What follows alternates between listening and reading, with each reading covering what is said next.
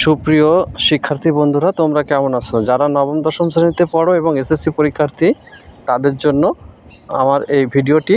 তোমাদের গণিত বইয়ের যে সেট ও ফাংশন অধ্যায়টি আছে, অর্থাৎ 2.2, সেখানে 22 নম্বর সৃজনশীল প্রশ্নটির সমাধান আজকে আমি তোমাদেরকে খুব সুন্দরভাবে ভেঙে ভেঙে বুঝিয়ে দেব। আশা করি তোমরা খুব সহজেই বুঝতে পারবে। তো দেখো, সৃজনশীল প্রশ্নটি একটি ভেন চিত্র আছে। তো ভেন চিত্রটি লক্ষ্য করি। এখানে দেখো, আমাদের তিনটি সেট আছে, তিনটি বৃত্তাকার সেট আছে। প্রথম যে সেটটা নিয়ে কথা বলবো সেটা হচ্ছে এ সেট। এই এ সেটের উপাদান দেখো 1, 2, 3 এবং 4। এরপরে যে সেটটা সেটা হচ্ছে বি সেট।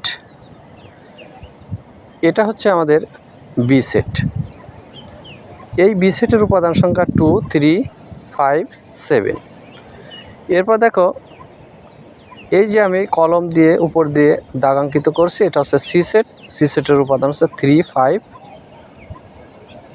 4, 6। এবার দেখো, এটা হচ্ছে সার্বিক সেট ইউ। তো এই সার্বিক সেটের উপসেট হচ্ছে এই তিনটি সেট, অর্থাৎ এ বি সেট। এই তিনটি সেটই ইউ এর উপসেট। তো এখন ভেন চিত্রটা আমরা বুঝলাম, এখন ক নাম্বারের সমাধানটা করব। তো বি সেটকে সেট গঠন পদ্ধতিতে প্রকাশ করো।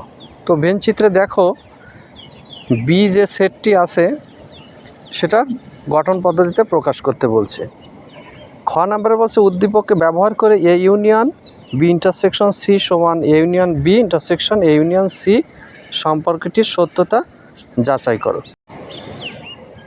এরপর দেখো, গ নাম্বারে এস সমান আরেকটি সেট দেওয়া আছে 52, বি ইউনিয়ন সি, তার উপরে পূরক চিহ্ন বা সি গুণ এ হলে ডোম এস নির্ণয় করো। তো আমরা প্রথমে ক নাম্বার প্রশ্নের সমাধানটি করে আসব। ক নাম্বার প্রশ্নে আছে বি সেটকে সেট গঠন পদ্ধতিতে প্রকাশ করো। তো শিক্ষার্থী বন্ধুরা একটু মনোযোগী হও।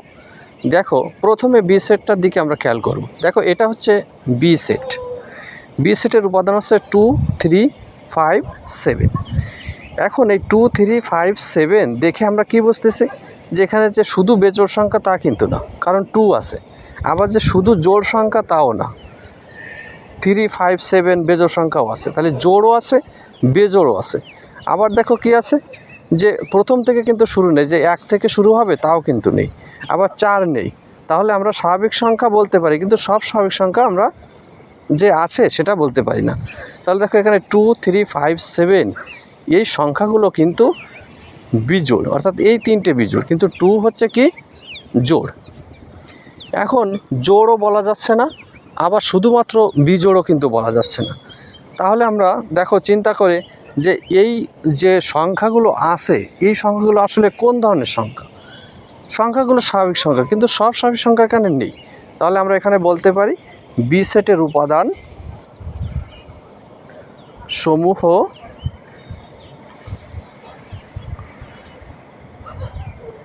মৌলিক সংখ্যা। তাহলে বি সেটের উপাদান সমূহ মৌলিক সংখ্যা। সাথে সাথে কিন্তু আমরা আরেকটা বলতে পারি, এটা স্বাভাবিক সংখ্যাও বটে, কিন্তু সকল স্বাভাবিক সংখ্যা নেই তাতে কি হয়েছে, কিন্তু যে কয়টা সংখ্যা আছে তা সব সংখ্যাগুলো কিন্তু স্বাভাবিক সংখ্যার ভিতর আছে। তাহলে আমরা লিখতে পারি যে বি সমান গঠন পদ্ধতিতে প্রকাশ করলে বি সমান লিখতে পারি x such that x is belongs to N. এই এনটা কেন লিখলাম? কারণ এই সংখ্যাগুলো কিন্তু স্বাভাবিক সংখ্যার ভিতর আছে।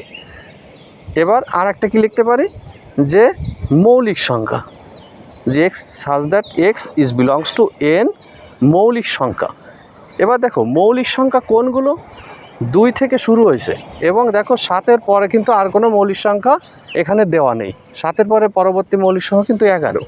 তাহলে আমরা বলতে পারি যে মৌলিক সংখ্যা এবং 2 is less than or equal, অর্থাৎ 2 থেকে বড় হবে বা 2-র সমান, আর 7 থেকে ছোট হবে এবং 7-এর সমান। তো দেখো, এটা এভাবে আমরা লিখতে পারি।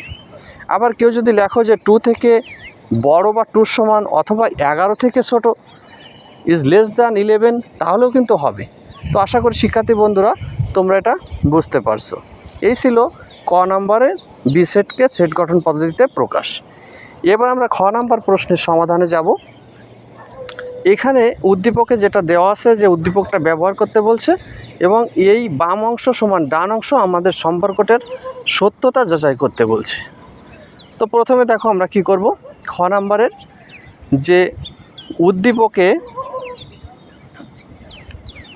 হতে আমরা লিখতে পারি কি এ সমান, দেখো উদ্দীপক হতে, উদ্দীপক বলতে কিন্তু ভেনচিত্র, তো এটা থেকে আমরা কি বলতে পারি, দেখো এ সেটের যে মানটা সেটা আমরা লিখতে পারি।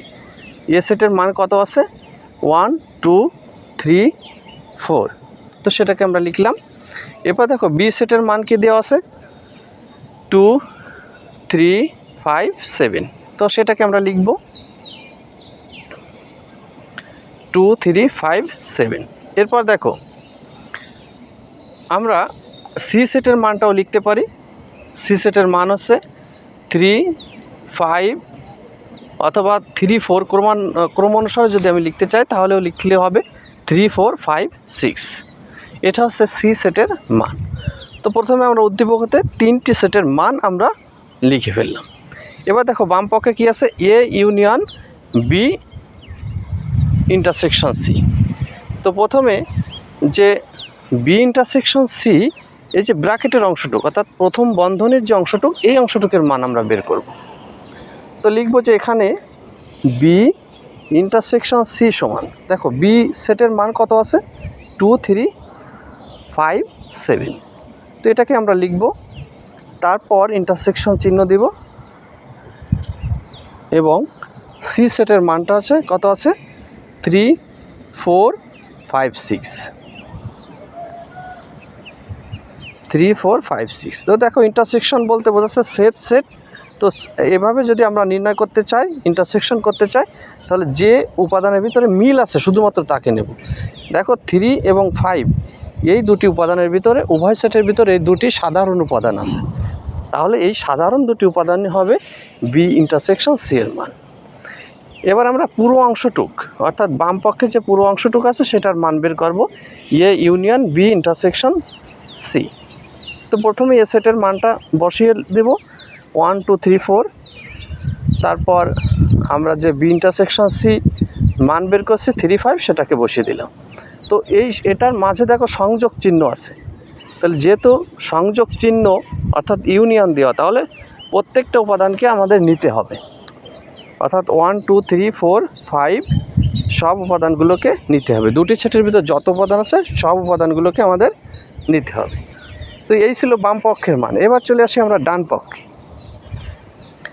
তো ডান পক্ষটা দেখো A union B intersection A union C. তো প্রথমে আমরা এ ইউনিয়ন বি এটার মান বের করব। তো লিখব এখানে এ ইউনিয়ন বি সমান কি, এ সেটের মানটাকে বসাবো, তারপর ইউনিয়ন চিহ্ন দিব, তারপর বি সেটের মানটাকে বসাবো। তো এ সেটের মান হচ্ছে 1 2 3 4 ইউনিয়ন বি সেটের মান হচ্ছে 2 3 5 7। তো দেখো সকল উপাদানকে আমাদের নিতে হবে, তাহলে আমরা লিখতে পারি 1 2 3 5, তো তার আগে 4 আছে 1 2 3 4 5 7, অর্থাৎ সকল উপাদানকে আমরা নিব। এটা হচ্ছে ইউনিয়ন বি এর মান। এবার আমরা বের করব এ ইউনিয়ন সি এর মান, এ ইউনিয়ন সি। তো একইভাবে আমরা এ সেটের মানটাকে বসাবো। এ সেটের মান হচ্ছে 1 2 3 4 ইউনিয়ন সি এর মান হচ্ছে, অর্থাৎ সি সেটের মান হচ্ছে 3 4 5 6। দেখো এখানে দেওয়া আছে 3 4 5 6। এই ক্ষেত্রেও আমরা দুটি সেটকে একত্রিত করব, 1 2 3 4 5 6। এখানে 3 উভয় সেটে আছে, তাই বলে 3কে আমরা কিন্তু দুইবার নিব না, আমরা কিন্তু একবার নিব। দুই বা ততোধিক উপাদান থাকলেও আমরা একবার নিব, অর্থাৎ 1 2 3 4 5 6। এটা হচ্ছে এ ইউনিয়ন সি এর মান। এবার এই দুটি সেটকে আবার আমরা কি করব, ইন্টারসেকশন করব, অর্থাৎ পুরো অংশটার মান এখন বের করব, ডান পক্ষের পুরো অংশটার মান। A union B intersection A union C, এই পুরো অংশটার মান আমরা এখন বের করব। তো এ ইউনিয়ন বি এর মান দেওয়া আছে 1 2 3 4 5 তারপর আছে 7, 1 2 3 4 5 7। এরপর দেখো ইন্টারসেকশন চিহ্ন দিব। এরপর এ ইউনিয়ন সির মান আমরা কি পেয়েছি দেখো, এটা পেয়েছি 1 2 3 4 5 6। এটাও আমরা কিন্তু এখানে বসিয়ে দেব। এখন দেখো যেহেতু মাঝে আছে ইন্টারসেকশন চিহ্ন, অর্থাৎ উভয় সেটের ভিতরে কোন উপাদানটি কমন আছে, সাধারণ আছে, অর্থাৎ উভয় সেটের ভিতরে আছে, তেমন উপাদানগুলোকে আমাদের নিতে হবে। দেখো 1 2 3 4 5, 1 2 3 4 5 এই প্রতিটা উপাদান কিন্তু উভয় সেটের ভিতরে আছে। তাহলে আমাদের ডান পক্ষের মান 1 2 3 4 5। তো দেখো শিক্ষার্থী বন্ধুরা, আমরা বাম পক্ষের যে মানটা পেয়েছিলাম সেই মানটা কি আছে 1 2 3 4 5। এই যে আমি গোল চিহ্ন দিয়ে দেখাচ্ছি, এটা হচ্ছে বাম পক্ষের মান আর এটা হচ্ছে ডান পক্ষের মান। তো দেখো উভয় মানটা যেহেতু সমান হয়ে গেছে, তাহলে আমাদের কিন্তু সত্যতা যাচাই করা হলো।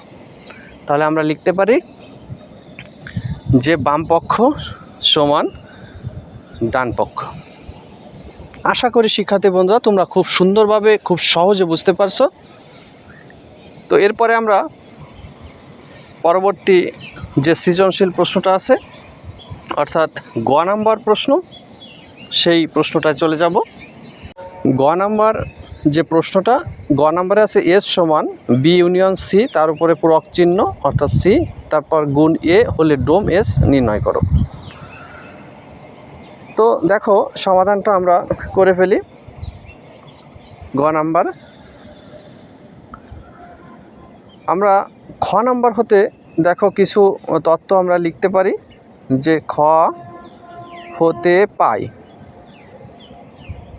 খ হতে কি পাই দেখো, যে বি সমান যে সেটের মানটা সেটা পাই যে 2 3 4 5 7। এটা আমরা উদ্দীপক থেকে পাই সেটা লিখলেও হবে।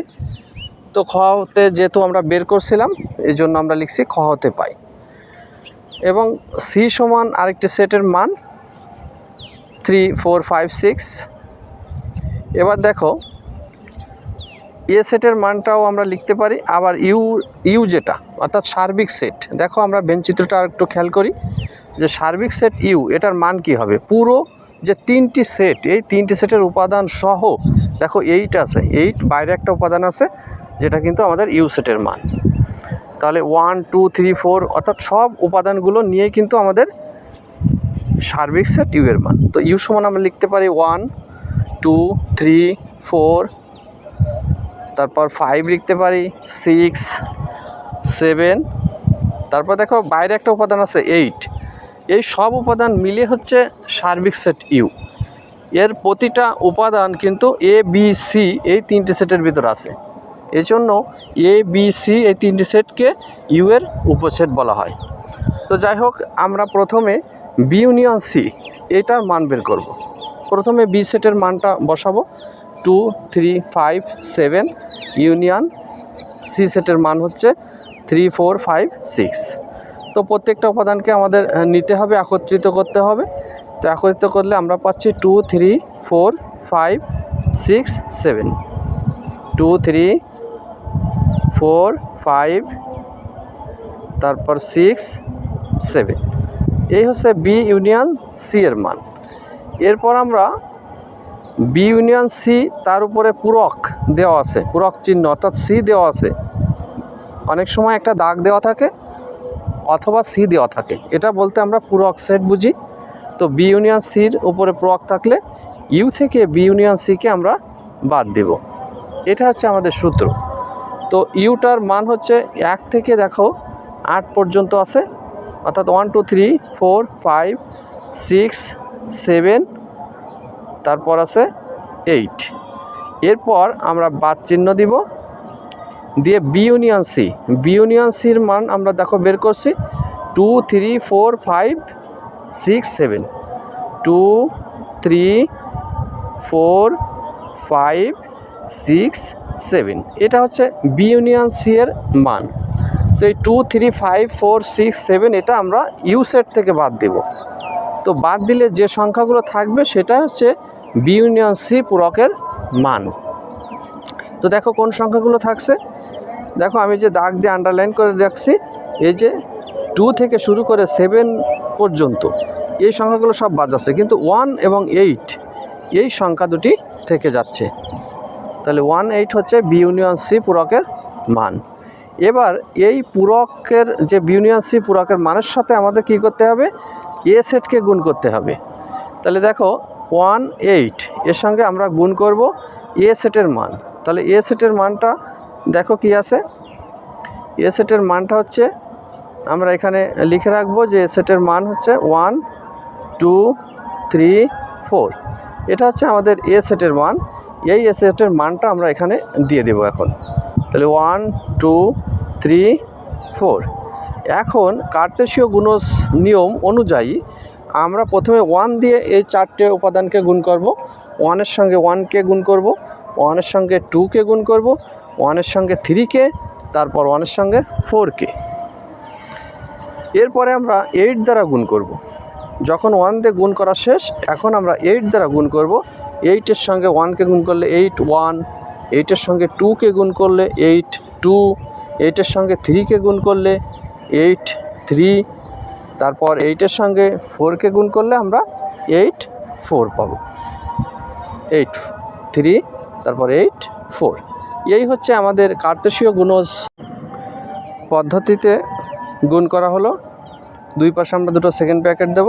তাহলে আমাদের দেখো গ নাম্বারের যে প্রশ্নটার তার অর্ধেকাংশের বেশি, অর্থাৎ 2/3 অংশ কিন্তু আমাদের শেষ হয়ে গেল, অর্থাৎ বি ইউনিয়ন সি পূরক গুণ এ, এটা নির্ণয় করা হলো।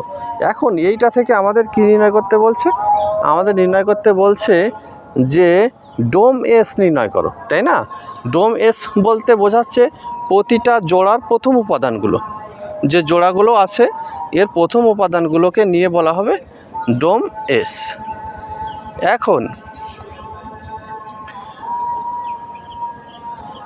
এই ডোম এস নির্ণয় করতে গেলে আমরা প্রথম উপাদানগুলোকে নিলেই কিন্তু হয়ে যাচ্ছে। তাহলে দেখো প্রথম উপাদানগুলো 1 আছে, 1 2 3 4টে 1 আছে। তাহলে 4টে 1 থেকে আমরা কিন্তু 4টে 1 নিব না, আমরা কয়টা 1 নেব, একটা 1 নেব। কারণ একাধিক একই সংখ্যা বা উপাদান থাকলে সেটা থেকে আমরা একটিকেই নিতে পারি। আর দেখো 8 আছে কয়টা, 4টে 8 আছে, তাহলে আমরা 4টে 8 থেকে একটা 8 নেব। অর্থাৎ প্রথম উপাদানগুলোর ভিতরে 4টে 1 4টে 8, সেখান থেকে আমরা একটা 1 একটা 8 নিব। তো শিক্ষার্থী বন্ধুরা, এই ছিল আজকের অনলাইন ক্লাস। তো আশা করি তোমরা সবাই বুঝতে পারছো। তো পরবর্তী ক্লাস দেখার আমন্ত্রণ জানিয়ে এবং এই চ্যানেলের আরও অন্যান্য ভিডিও দেখার আমন্ত্রণ জানিয়ে আজকের মতো বিদায় নিচ্ছি। পরবর্তী ক্লাসে তোমাদের সাথে আবারও দেখা হবে। তো সে পর্যন্ত তোমরা ভালো থেকো, সুস্থ থেকো।